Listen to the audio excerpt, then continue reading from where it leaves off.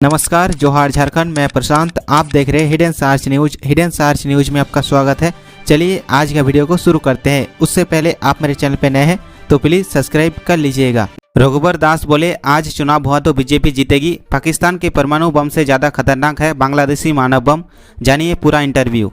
अपनी बेबाकी और मुखर अंदाज के लिए जाने वाले झारखंड के पूर्व सीएम और भाजपा के राष्ट्रीय उपाध्यक्ष रघुबर दास ने स्पष्ट शब्दों में कहा है कि हेमंत सोरेन की सरकार में राज्य की डेमोग्राफी बदल गई है।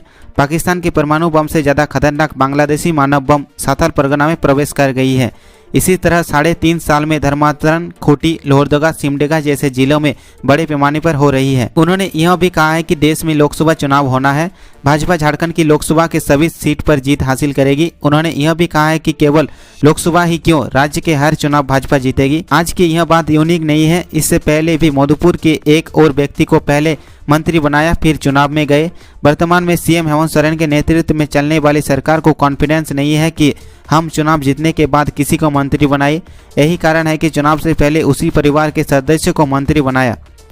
इससे सिद्ध हो जाता है कि इस सरकार से लोग काफ़ी नाराज़ हैं। 3.5 साल में इस सरकार से राज्य की जनता खुद को ठगा महसूस कर रही है, चाहे वह नौजवान हो, महिला हो, किसान हो या आमजन हो। राज्य के विधि व्यवस्था ऐसा है कि अपनी ही सरकार में जनता खुद को असुरक्षित महसूस कर रही है। इस 3.5 साल में हमने देखा कि दो दंगे हुए। अल्पसंख्यक समाज भी आज की डेट में इनसे नाराज है। राज्य गठन के बाद से करप्शन आज सबसे विकराल रूप में है।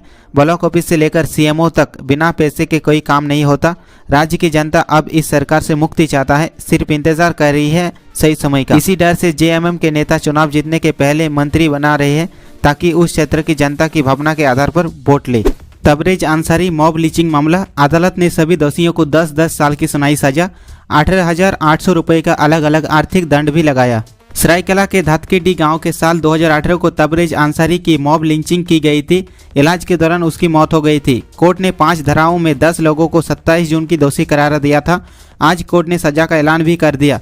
कोर्ट ने सभी आरोपियों को अलग अलग 10 साल की सजा सुनाई। वही सभी पर आर्थिक दंड भी लगाई। सभी आरोप को अलग अलग 18,800 रुपये जमा करने को कहा। सरायकला सिविल कोर्ट के एडीजे अमित शेखर की अदालत ने दोषियों की सजा सुनाई। इससे पहले की सुनवाई में 2 आरोपियों सुमंत प्रसाद और सत्यनारायण नायक को साक्ष्य के अभाव में बारी कर दिया गया। इस मामले में भादवी की धारा 304, 323, 325, 341 और 295 में दोषी करारा दिया। जिन लोगों को दोषी करारा दिया गया है उनमें प्रकाश मंडल उर्फ पापू मंडल, कमल महतो, मदन नायक, अतुल मोहली, महेश मोहली, विक्रम मंडल, चामू नायक, प्रेमचंद मोहली, सुनम प्रसाद और भीमसेन मंडल हैं। तबरेज की मौत के बाद इस मामले में पत्नी शाहिस्ता परवीन ने पापू मंडल सहित 100 लोगों के खिलाफ सरायकेला थाना में प्राथमिकी दर्ज कराई थी। संविदा पर कार्यरत महिला कर्मियों को लेकर बड़ा फैसला। 180 दिन का मिलेगा मातृत्व अवकाश। मुख्यमंत्री हेमंत सोरेन ने दी स्वीकृति। राज्य में संविदा पर काम कर रही महिला कर्मचारियों को लेकर मुख्यमंत्री हेमंत सोरेन ने बड़ा फैसला लिया है। उन्होंने मातृत्व अवकाश से संबंधित प्रस्ताव पर स्वीकृति दे दी है। इस स्वीकृति के बाद अब संविदा पर नियुक्त महिला कर्मियों को मातृत्व अवकाश का लाभ प्राप्त होगा। पूर्व में संविदा पर नियुक्त महिला कर्मियों को मातृत्व अवकाश का लाभ देने का प्रावधान नहीं था। संविदा पर कार्यरत महिला कर्मचारियों को मातृत्व अवकाश का मामला सीएम के संज्ञान में आया था, जिस पर प्रस्ताव तैयार किया गया। लगभग 5 महीने पहले वित्त विभाग ने इस पर अपनी स्वीकृति दी। इसके बाद मुख्यमंत्री हेमंत सोरेन ने संविदा पर नियुक्त महिला कर्मियों को मातृत्व अवकाश देने की स्वीकृति प्रदान की है। मुख्यमंत्री द्वारा स्वीकृति प्रस्ताव ऐसे महिला कर्मी पर लागू होगा जो पिछले 12 महीने में 80 दिन तक संविदा पर कार्य कर चुके हैं। उन्होंने 180 दिन का मातृत्व अवकाश का लाभ मिलेगा। यह अवकाश 2 जीवित संतान के उपरांत हुए प्रसव पर लागू नहीं होगा।